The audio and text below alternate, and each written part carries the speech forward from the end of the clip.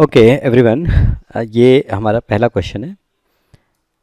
A B C D is the parallelogram. ठीक है, A B C D ये parallelogram है। P Q R the mid point, P and Q mid point है A B side और D C side के लिए।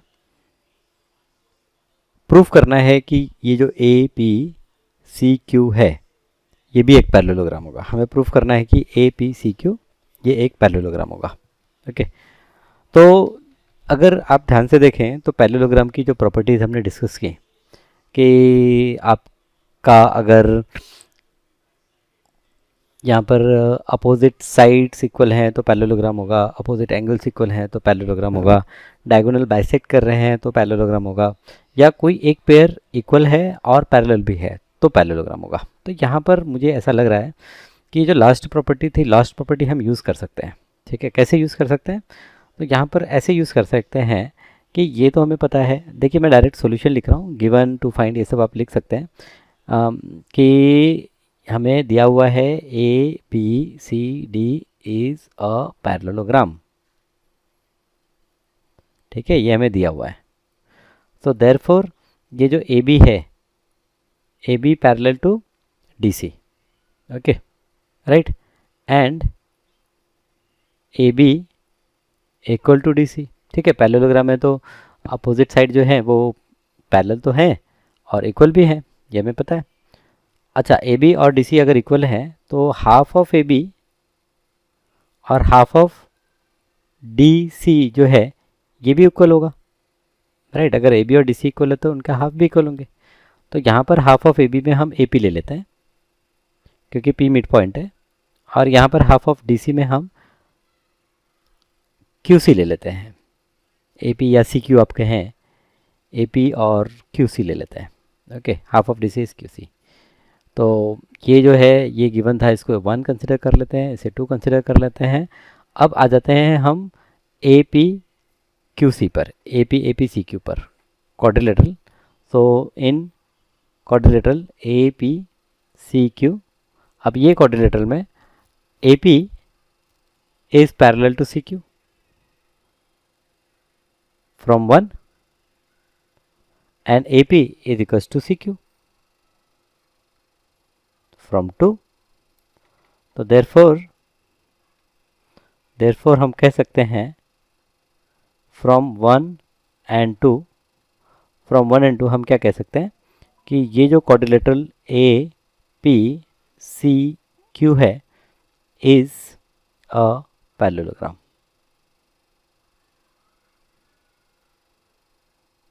Okay, wonderful, right. A P C Q ये parallelogram हो गया, प्रूफ हो गया, डन। ओके, चलिए next question. Okay, so second question है कि using opposite angle test for parallelogram prove that every rectangle is a parallelogram. Using the opposite angle test of a parallelogram prove that every rectangle is a parallelogram. तो ये हमें prove करना है कि हर rectangle एक parallelogram होता है, और इसके लिए हमें टेस्ट क्या यूज़ करना है? Opposite angle test. तो यहाँ पर ए बी सी डी एक रेक्टेंगल है, यहाँ पर गिवन हम लिख सकते हैं, given A B C D is a rectangle. अच्छा, रेक्टेंगल की प्रॉपर्टी पता है? रेक्टेंगल की प्रॉपर्टी है कि angle A, angle B, angle C और एंगल डी ये सारे ही एंगल 90 डिग्री होते हैं।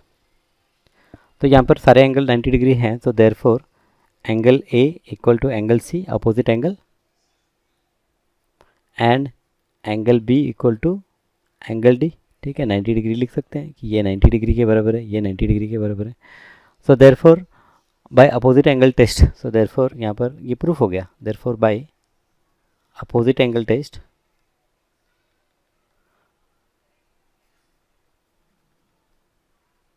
बाय अपोजिट एंगल टेस्ट हम क्या कह सकते हैं कि ए बी सी डी ये जो रेक्टेंगल है ये एक क्या है? ये एक पैरेललोग्राम भी है, is a parallelogram.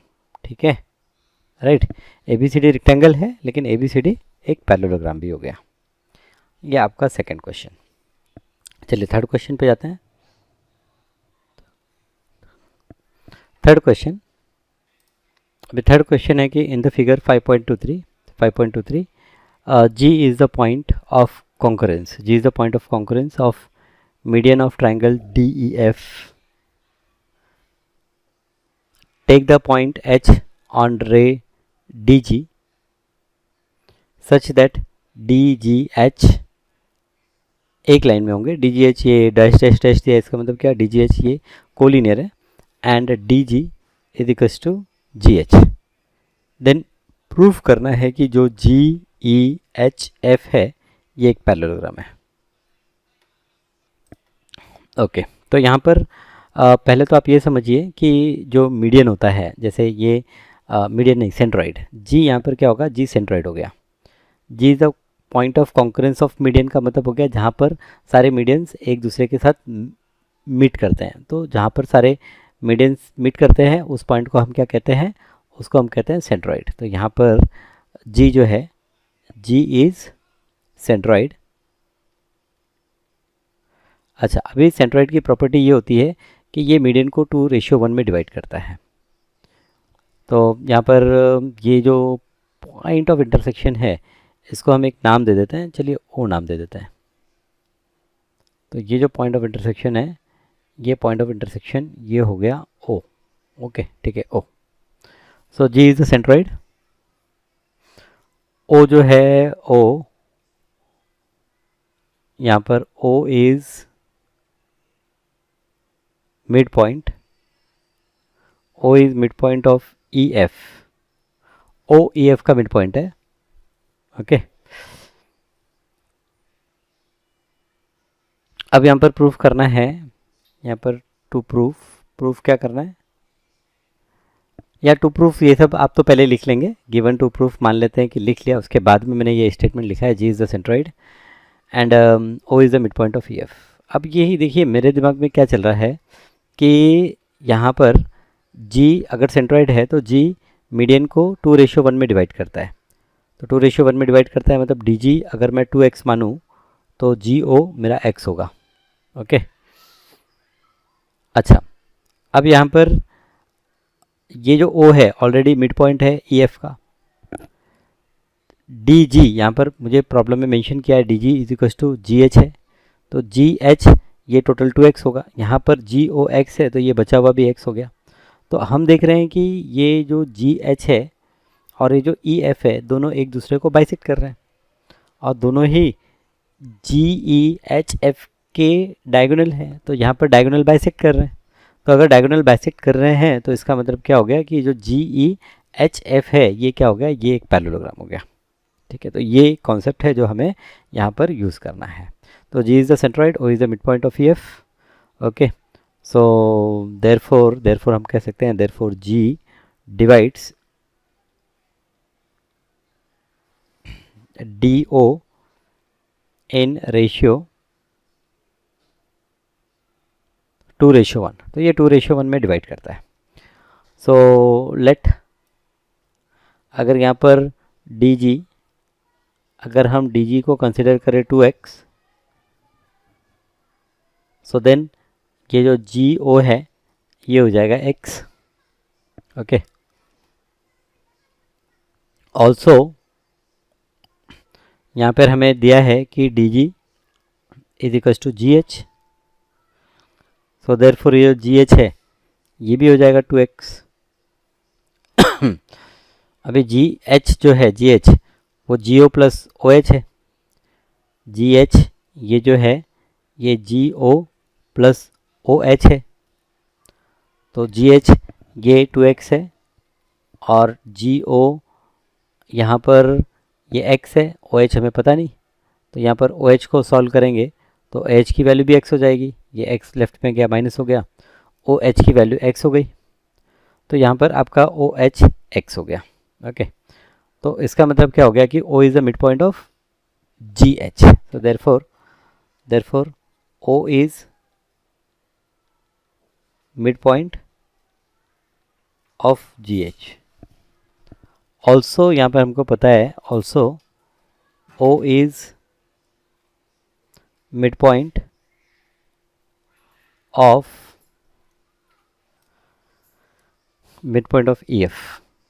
So therefore in, यहाँ पर in quadrilateral G E H F, in quadrilateral G E H F, in quadrilateral G E H F diagonal bisect each other.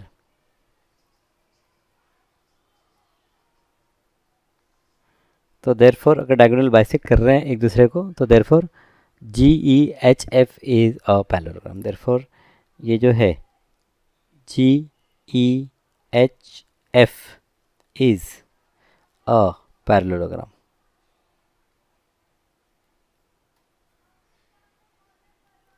ठीक है, तो ये आपका एक पैरेललोग्राम हो गया, राइट। ये आपका थर्ड क्वेश्चन। चलिए फोर्थ क्वेश्चन पे जाते हैं। तो यहाँ पर थर्ड क्वेश्चन समझ में आया, हमें पैरेललोग्राम प्रूफ करना था, और अगर डायगोनल बाइसेक्ट कर रहे हैं तो पैरेललोग्राम हो जाएगा। और यहाँ पर हमने ये प्रूफ कर दिया कि ओ जी एच का मिड पॉइंट है, और ओ जो है वो ई एफ का तो मिड पॉइंट है ही, क्योंकि यहाँ पर डी ओ आपका मीडियन है। मीडियन मतलब मिड पॉइंट को ज्वाइन करता है। ठीक है, ओके। फोर्थ प्रॉब्लम है कि prove the quadrilateral formed by the intersection of angle bisector of all angles of parallelogram is rectangle. Okay, तो ये A B C D parallelogram है। यहाँ पर आपको गिवन है, given A B C D is a parallelogram.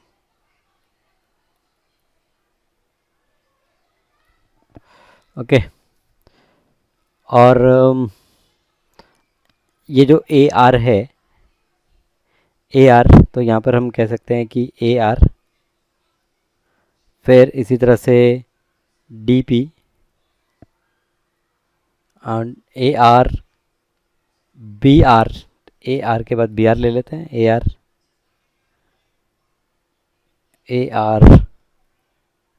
B R C P and DP are angle bisector, of angle A, angle B, angle C and angle D.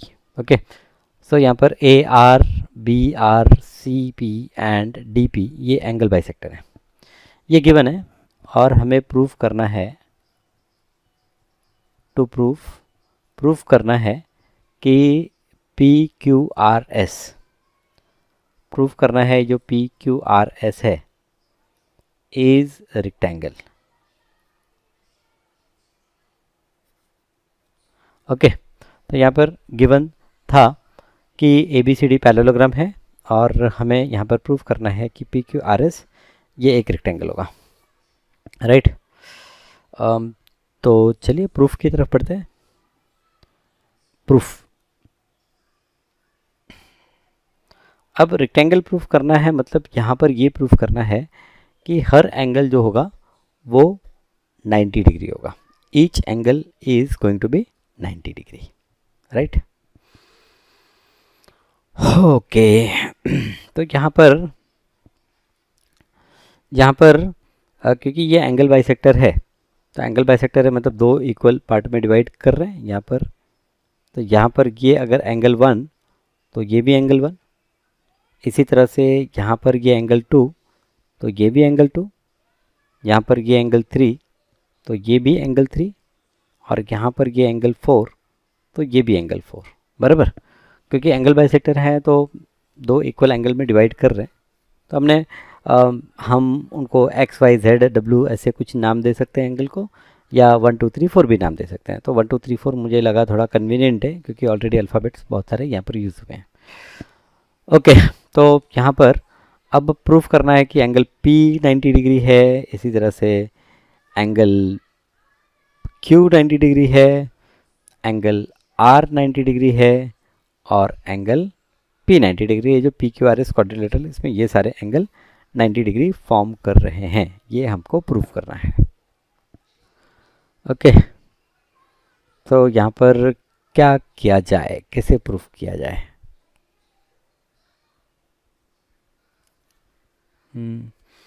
यहाँ पर एक तो ये हम प्रूफ कर सकते हैं कि ये जो एंगल एस है ये 90 डिग्री प्रूफ किया जा सकता है। ओके, ये इस तरह से प्रूफ किया जा सकता है कि ये ट्रायंगल ए एस डी, यहाँ पर एक ट्रायंगल बन रहा है ए एस डी, ये ट्रायंगल ए एस डी का ये एक एक्सटीरियर एंगल है। तो एक्सटीरियर एंगल जो होगा वो ये एंगल 1 और 4 के सम के बराबर होगा। तो मुझे ये प्रूफ करना है कि एंगल 1 और 4 का जो सम है वो 90 डिग्री है। ओके, एंगल 1 और 4 का सम 90 डिग्री। अब ये कैसे प्रूफ किया जाए और एंगल पी 90 डिग्री कैसे प्रूफ किया जाए?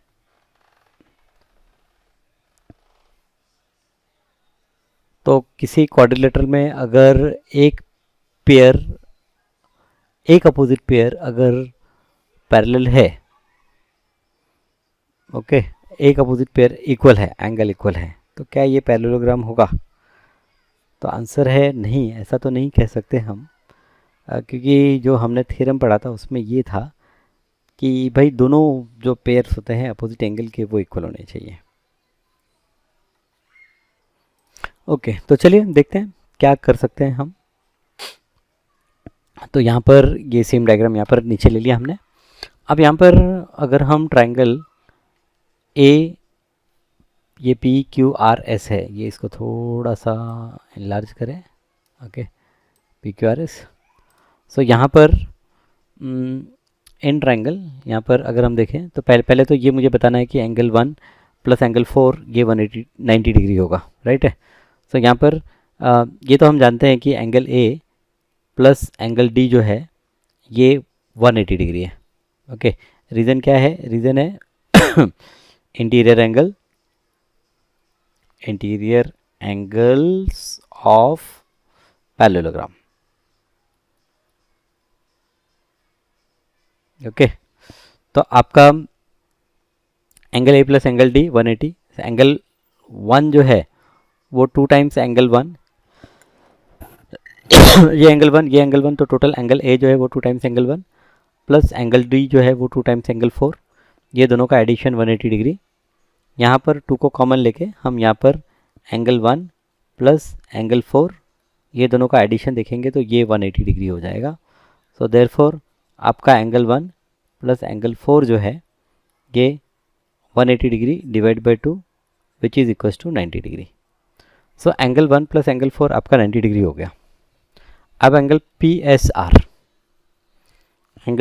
जो है angle P S R is equals to angle 1 plus angle 4। क्यों? क्योंकि exterior angle theorem, exterior angle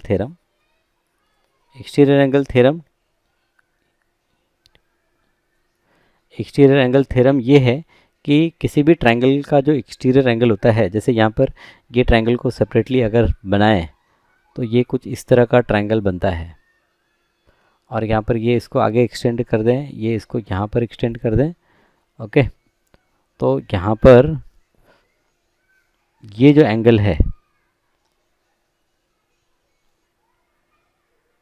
ये एंगल, और नहीं, ये एक्सटीरियर एंगल तो हुआ नहीं।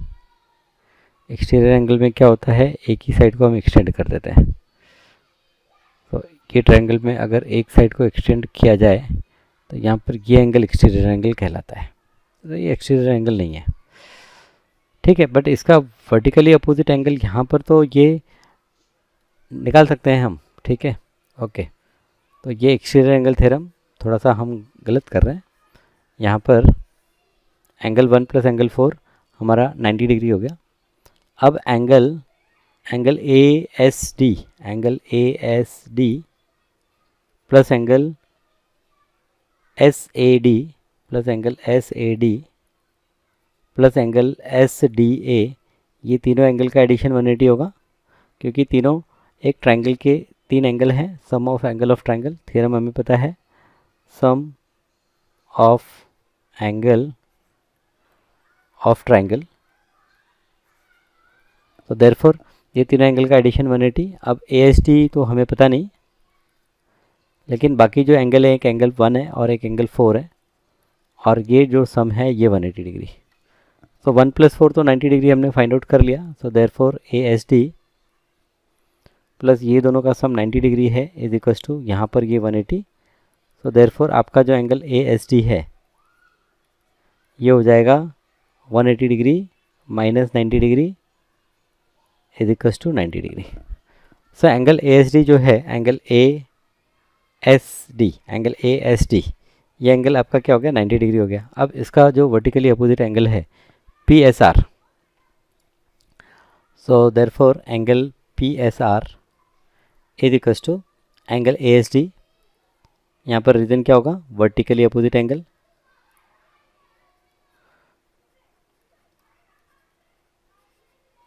ओके। सो देयरफॉर ये एंगल भी आपका 90 डिग्री हो गया। सो यहाँ पर ये एंगल हमने प्रूव कर दिया कि PSR जो है ये 90 डिग्री है, ओके। एंगल PSR ये 90 डिग्री है। अच्छा, इसी तरह से तो हम एंगल O को भी प्रूव कर सकते हैं 90 डिग्री। तो यहाँ पर हम लिखेंगे सिमिलरली, क्योंकि जब सारे ही प्रोसेस ऐसे ही हैं तो similarly we can prove that angle PQR is equal to 90 degree. So हमारा ये एंगल 90 डिग्री, ऐसे ही हमारा ये एंगल भी 90 डिग्री प्रूफ हो गया, ओके। तो ये दोनों 90 डिग्री प्रूफ हो गए। अब एंगल P की बात करते हैं, एंगल P की बात करते हैं इन ट्रायंगल PDC, ओके। सो पहली बात करते हैं कि angle D plus angle C, angle ADC। अब यहाँ पर ये इसका एक और कॉपी हमको लेना पड़ेगा, यहाँ पर ले लेते हैं सो दैट बार बार हम ऊपर ना जाए। सो यहाँ पर एंगल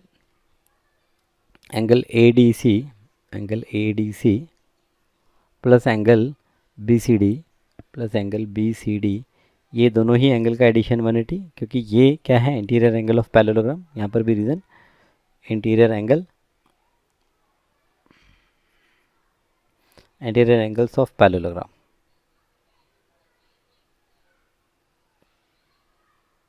ठीक है।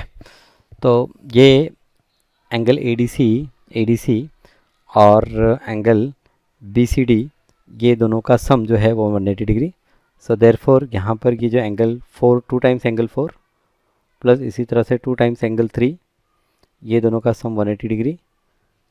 अब 2 को कॉमन ले लेते हैं, तो यहाँ पर आपका एंगल 4 प्लस यहाँ पर एंगल 3, ये दोनों का addition 180 degree. Therefore angle 4 plus angle 3 is equals to 180 degree divide by 2। So 180 degree divide by 2 is what 90 degree. तो यहाँ पर हम देखें तो एंगल P अब यहाँ पर देखें in triangle DPC, angle D plus angle P plus angle C। तो यहाँ पर आप ये ट्रायंगल पे ही ध्यान दीजिए, angle D plus angle P plus angle C, ये तीनों का सम 180 डिग्री, क्योंकि ट्रायंगल के एंगल्स हैं। एंगल ऑफ ट्रायंगल हम कह सकते हैं, angles of triangle, okay. So angle D तो एंगल 4 है प्लस एंगल P जो हमें फाइंड आउट करना है और एंगल C एंगल 3 है इज 180। अब एंगल 4 प्लस एंगल 3 यहाँ पर हमने प्रूफ किया 90 डिग्री। तो 90 degree plus angle P is equal to 180 degree. So therefore angle P is equal to 180 degree minus 90 degree is equal to 90 degree, ठीक है। तो एंगल P की वैल्यू जो है, एंगल P की वैल्यू ये हो गई आपकी 90 डिग्री। अब एंगल P की वैल्यू 90 डिग्री हो गई। सिमिलरली हम कह सकते हैं, तो यहाँ पर ये जो हमने प्रूफ किया एक एक करके ऊपर ये इसको इक्वेशन 1 कंसिडर कर लेते हैं, ये 2 कंसिडर कर लेते हैं। यहाँ पर अभी हमने प्रूफ किया ये एंगल P 90 डिग्री, ये इक्वेशन 3 कंसिडर कर लेते हैं। और यहाँ पर जो रिमेनिंग एंगल होगा, या फिर हम कह सकते हैं सिमिलरली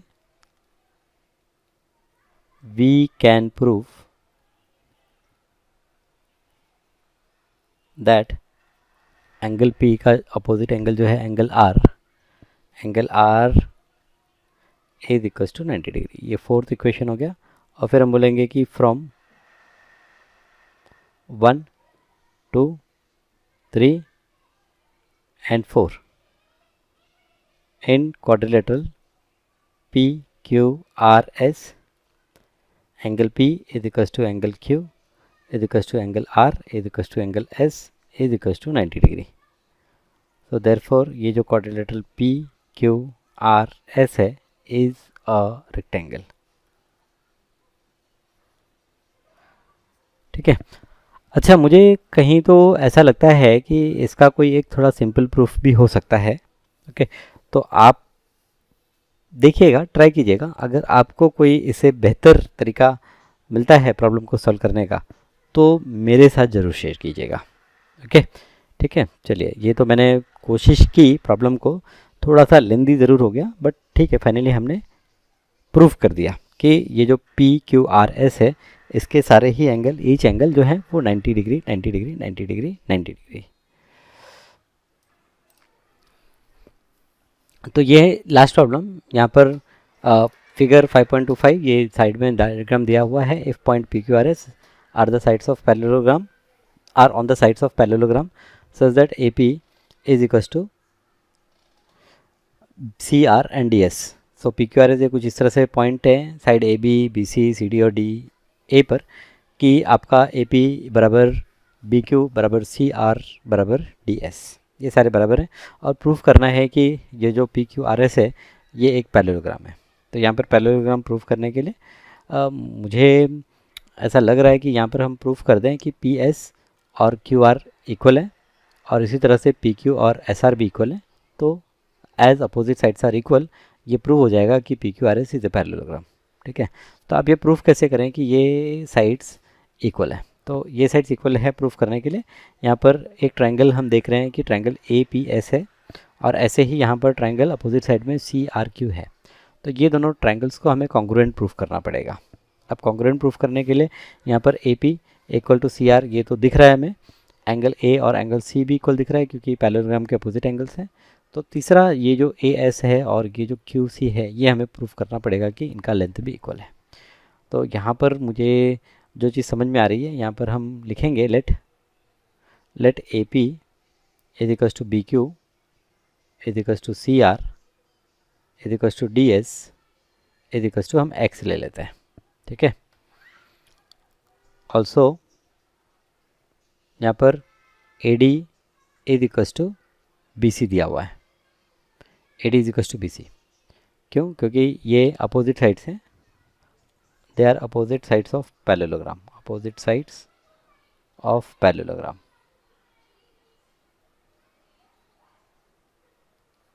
ओके, अब AD जो है, AD ये है AS प्लस SD और BC जो है ये है BQ प्लस QC। तो AS ये हमें पता नहीं, प्लस SD, तो यहाँ पर SD या DS ये X है और यहाँ पर BQ ये X है प्लस QC। तो ये X और X both the side equal, cancel कर सकते हैं। Therefore AS is equals to QC, AS is equals to QC ये हमें मिल गया। तो ये जो है ये इसे इक्वेशन 1 कंसिडर कर लेते हैं, ये इसे इक्वेशन 2 कंसिडर कर लेते हैं। और एंगल APS यहाँ पर angle APS is equals to angle, अगर APS की नहीं, एंगल PAS, सॉरी APS क्यों, angle PAS, angle PAS is equals to angle RCQ, angle RCQ। अब ये दोनों जो एंगल हैं ये अपोजिट एंगल ऑफ पैरेललोग्राम क्यों इक्वल है? क्योंकि they are opposite angles of parallelogram. इसे हम थर्ड इक्वेशन मान लेते हैं। ओके, सो ये जो ट्रायंगल है, in triangle APS, so now in triangle, so यहाँ पर हम क्या कह सकते हैं, now in triangle APS and triangle CRQ and triangle CRQ, ये दोनों ट्रायंगल में AP is equals to CR is equals to X, ये फ्रॉम 1, फिर एंगल PAS बराबर एंगल RCQ, ये फ्रॉम, ये थर्ड में हमने प्रूफ कर लिया। और इसी तरह से जो साइड AS है is equals to side CQ, ये हमने प्रूफ कर लिया कि फ्रॉम 2। सो देयरफॉर ये दो ट्रायंगल जो होंगे, so therefore triangle APS is congruent to triangle CRQ, बराबर। ये दोनों ट्रायंगल आपके कॉन्ग्रुएंट ट्रायंगल। अब अगर ये दोनों ट्रायंगल कॉन्ग्रुएंट ट्रायंगल हैं तो इनके करस्पॉन्डिंग साइड्स इक्वल होंगे। पहले तो एक क्राइटेरिया क्या, तो यहाँ पर क्राइटेरिया है side angle side criteria, SAS, side angle side. तो ये दोनों ट्रायंगल कॉन्ग्रुएंट, देयरफॉर दोनों ट्रायंगल कॉन्ग्रुएंट, तो देयरफॉर जो PS है, therefore PS will be equal to PS is equal to RQ। Okay, ये फोर्थ ले लेते हैं। रीज़न क्या, corresponding sides of congruent triangle CSCT। अब जैसे हमने PS is equal to RQ proof किया, इसी तरह से सिमिलरली वी कैन प्रूफ, यहाँ पर हम प्रूफ कर सकते हैं ये जो PQ है, we can proof that this PQ is equals to SR। Okay, ये पांचवा। सो देयरफॉर फाइनली हम कह सकते हैं कि इन PQRS, ये जो अपोजिट साइड्स हैं, PQ is equals to SR and PS is equals to RQ, opposite sides equal हैं। So therefore by opposite angle test, ये जो है बाय अपोजिट एंगल टेस्ट, यहाँ पर क्वाड्रिलेटरल PQRS जो है इज अ पैरेललोग्राम।